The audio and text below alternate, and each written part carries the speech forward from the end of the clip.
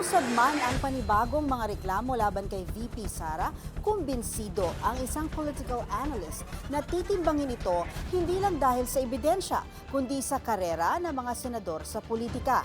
Yan ang Agenda Weekend Report ni Dexter Ganibe ng Abante. Political survival ang isa sa nakikitang dahilan kaya todo ang pag-push ng minorya na mapalitan si Senate President Tito Soto. Unang umugong noong Lunes, Pebrero 2, ang kudeta sa Senado, na tumagal hanggang noong Miyerkules, February 4. Sa panayam sa point of order ng Abante, sinabi ng political analyst na si Eric De Torres na may kinalaman sa impeachment ni VP Sara at ang pagkakadawit ng ilang nasa minorya sa flood control scandal kaya nais mapalitan ang liderato ng Senado. Talagang political survival dahil alam naman natin na lahat ng ito, ang maaaring pagpapalit ay dalawang bagay. Maaaring sinyalis ito sa paghahanda para sa nalalabing impeachment ng susunod kay maaaring kung lumusot sa Kamara yung kay VP Sara.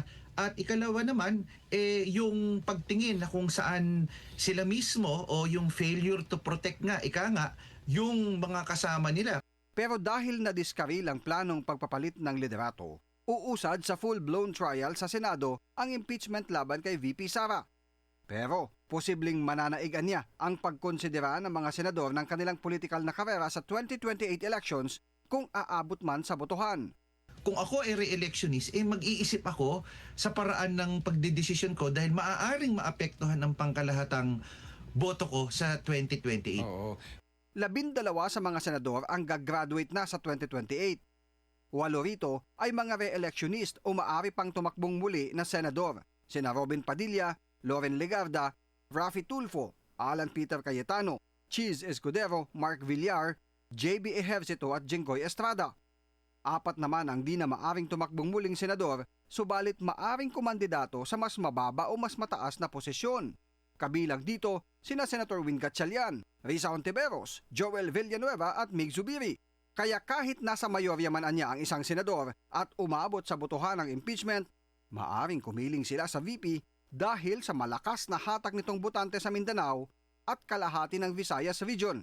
Pero tingin ko pagdating ng botohan, kung lumusot man sa Kamara at nasa kamay na ng mga Senado at mag-proceed ito at magkaroon ng hearing sa Senado, iba ang magiging desisyon regardless ng kung nasa mayorya ang mga senador. Lalo na ang unang konsiderasyon dyan ay ang nalalabing 2028 at kung sila ay re-electionist pagdating sa 2028.